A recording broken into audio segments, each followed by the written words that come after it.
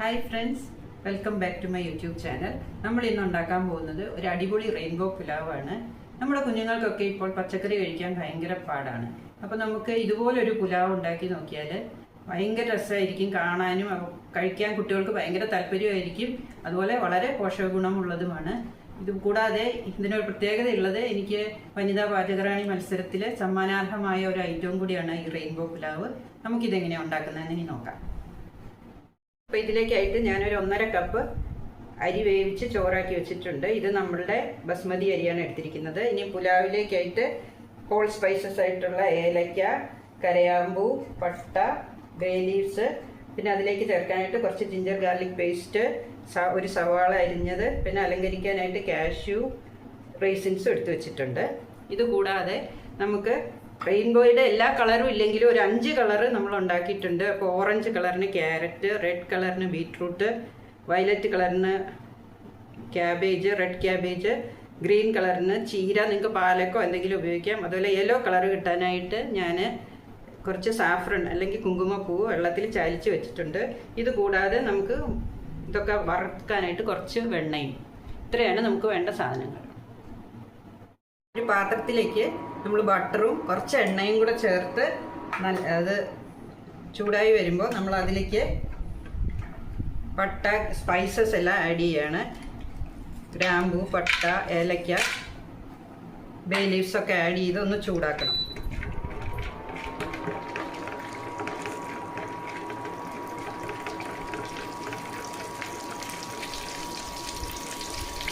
നല്ല സ്പൈസസ് മൂത്ത് നല്ല മണം വരുന്ന സമയത്ത് നമ്മൾ അതിലേക്ക് ഒരു സവാള അരിഞ്ഞത് ചേർക്കുന്നുണ്ട്.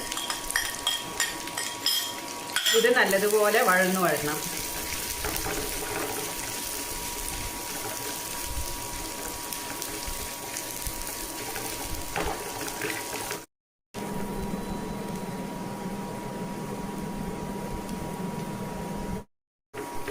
ഇപ്പോൾ ഇത് നല്ലോണം വഴന്നു വന്നിട്ടുണ്ട്. നമ്മളിതിലേക്ക് ഒരു 1/2 ടീസ്പൂൺ ജിഞ്ചർ ഗാർലിക് പേസ്റ്റും ആവശ്യത്തിന് ചോറിൽ വേണ്ട ഉപ്പും, എരിവ് വേണ്ടവർക്ക് സ്വല്പം കുരുമുളക് പൊടിയും ചേർക്കാവുന്നതാണ്. ഇതൊന്ന് വഴറ്റിയ ശേഷം നമ്മൾ ഈ ചോറ് ഇതിലേക്ക്, വെന്ത ചോറാണ് കേട്ടോ, വെന്ത ചോറ് ഇതിലേക്ക് ഇട്ട് വഴറ്റിയെടുക്കുകയാണ്.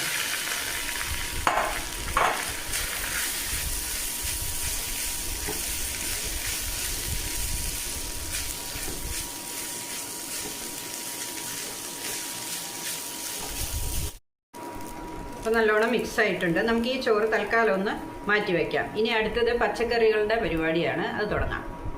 ആദ്യം കുറച്ച് വെണ്ണ ഉരുക്കിയതിന് ശേഷം ഒരു നട്ട്സും റൈസിൻസും വറുത്ത് പോരാം.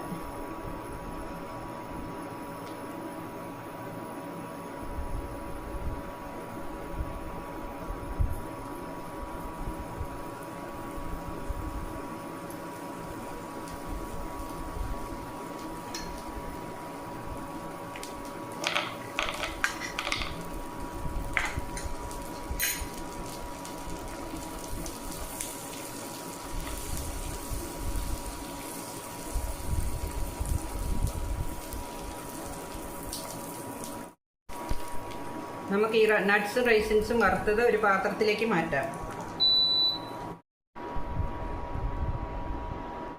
നമുക്ക് പച്ചക്കറികൾ ഇനി ഓരോന്നായിട്ട് സ്റ്റിർ ഫ്രൈ ചെയ്ത് എടുക്കാം. അതിലേക്ക് ഒരു കുറച്ച് ബട്ടർ ഒരു ചൂടായ പാനിലേക്ക് മാറ്റിയതിന് ശേഷം വെണ്ണ ഉരുകി വരുമ്പം തീ ഇത്തിരി കുറച്ച് വെച്ചിട്ട്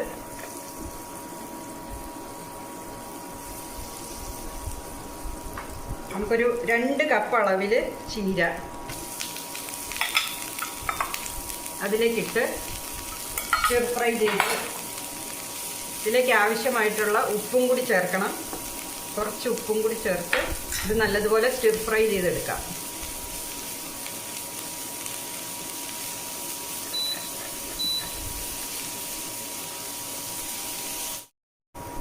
ഇപ്പം നമ്മുടെ ചീര നന്നായിട്ട് വഴറ്റി വന്നിട്ടുണ്ട്. അപ്പം ആ കപ്പിൽ തന്നെ 1 കപ്പ് ചോറ് അതിൽ നമ്മൾക്ക് നേരത്തെ തയ്യാറാക്കി വെച്ചിരിക്കുന്ന ആ ചോറ് ഇതിലേക്കിട്ട് നല്ലോണം നമ്മൾ വഴറ്റിയെടുക്കുകയാണ്.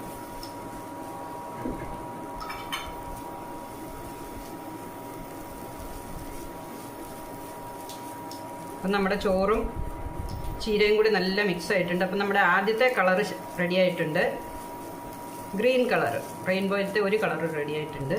നമുക്കിതൊരു പാത്രത്തിലേക്ക് മാറ്റി വയ്ക്കാം.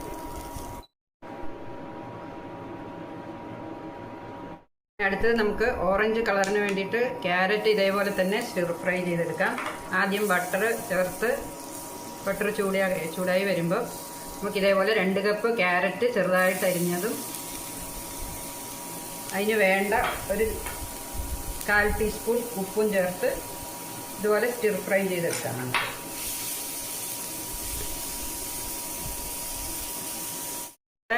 ക്യാരറ്റ് റെഡി ആയിട്ടുണ്ട്. അതിലേക്ക് നേരത്തെ പറഞ്ഞ പോലെ 1 കപ്പ് അളവിൽ ചോറ് നേരത്തെ തയ്യാറാക്കി വെച്ചിരുന്നതും കൂടെ ചേർത്ത് നമ്മൾ മിക്സ് ചെയ്യാം.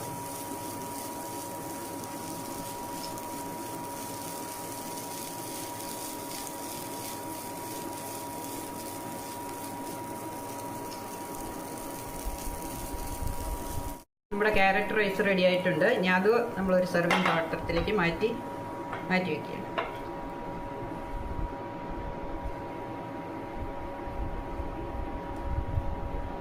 വീണ്ടും നമ്മൾ അടുത്ത ലെയർ ഉണ്ടാക്കാനായിട്ട് ബട്ടർ ഉരുക്കിയതിന് ശേഷം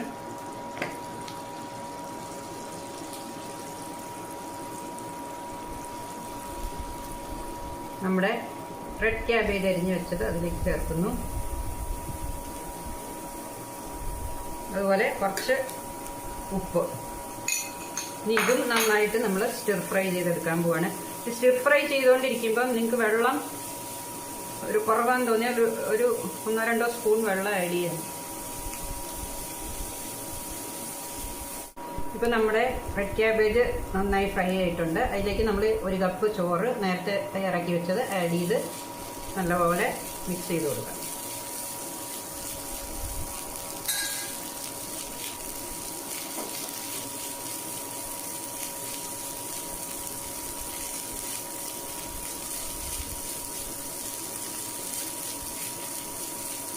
അപ്പോൾ നമ്മുടെ വയലറ്റ് ലെയർ തയ്യാറായിട്ടുണ്ട്. ഇനി നമുക്കിത് ഒരു പാത്രത്തിലേക്ക് മാറ്റി വയ്ക്കാം.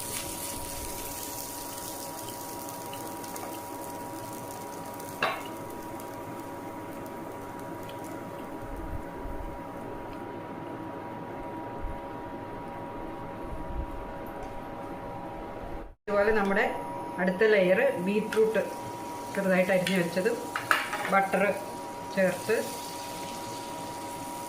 2 കപ്പ് അരിഞ്ഞ് വെച്ചത് അതിൻ്റെ കൂടെ ചേർത്ത് ഇതും സ്റ്റിർ ഫ്രൈ ചെയ്തെടുക്കാം. ഇതിലേക്കും ആവശ്യത്തിനായിട്ടുള്ള ഒരു ശകലം ഉപ്പ് ആഡ് ചെയ്ത് കൊടുക്കുക. എന്നിട്ട് ഇത് നമുക്ക് ഇതുപോലെ തന്നെ ചെറു ചൂടിൽ സ്റ്റിർ ഫ്രൈ ചെയ്തെടുക്കാം. ഇപ്പോൾ ബീറ്റ്റൂട്ട് നമ്മൾ സ്റ്റിർ ഫ്രൈ ആക്കി എടുത്തിട്ടുണ്ട്. ഇതിലേക്ക് 1 കപ്പ് അളവിൽ ചോറ് ചേർത്ത് നേരത്തെ പോലെ മിക്സ് ചെയ്തെടുക്കാം.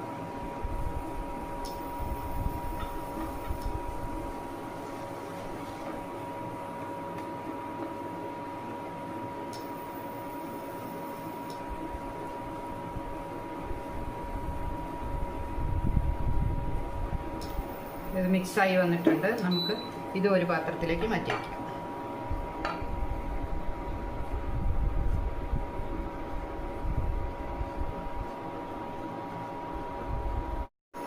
ഇനി നമുക്ക് യെല്ലോ ലെയറിന് നമുക്ക് പച്ചക്കറിയല്ല, അതിന് പകരം നമ്മൾ സാഫ്രൺ ആണ് ചേർക്കുന്നത്. അപ്പോൾ ഒരു ശകലം ബട്ടർ ചേർത്തിട്ട് ഈ 1 കപ്പ് ചോറൊന്ന് ചെറുതായിട്ട് ചൂടാക്കി എടുത്തതിന് ശേഷം നമ്മൾ അതിലേക്ക് തയ്യാറാക്കി വെച്ചിരിക്കുന്ന സാഫ്രൺ ഒരു സ്പൂൺ ചേർത്ത് കൊടുക്കുകയാണ്.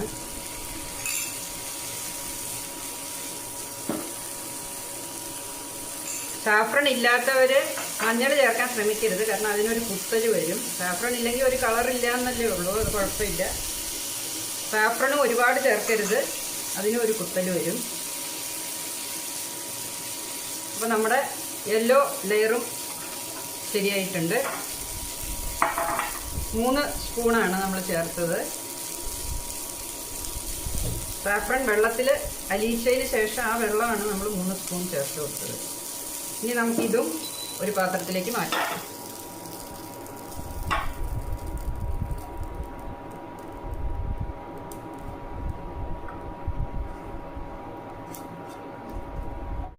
ഇപ്പം നമ്മുടെ റെയിൻബോ റൈസുകൾ റെഡി ആയിട്ടുണ്ട്. Violet, green, yellow, orange, red. മറ്റേ 2 കളർ നമുക്ക് ഉണ്ടാക്കാൻ പറ്റൂല. അതുകൊണ്ട് റെയിൻബോ എന്ന് പറഞ്ഞാലും പല കളറിനെ നമ്മൾ ഉദ്ദേശിക്കുന്നുള്ളൂ. അപ്പൊ ഇനി ഇതൊന്ന് നമുക്ക് സെറ്റ് ചെയ്ത് നോക്കാം. ഇപ്പോൾ നമ്മുടെ അടിപൊളി റെയിൻബോ പുലാവ് റെഡി ആയിട്ടുണ്ട്. ഇത് നമുക്ക് സാലഡും അച്ചാറും ഒക്കെ കൂട്ടി കഴിക്കാവുന്നതാണ്. ഈ ചാനൽ ഇഷ്ടപ്പെട്ടെങ്കിൽ നിങ്ങൾ ലൈക്ക് ചെയ്യുക, സബ്സ്ക്രൈബ് ചെയ്യുക. അടുത്ത പ്രാവശ്യം കാണുന്നത് വരെ നമസ്കാരം.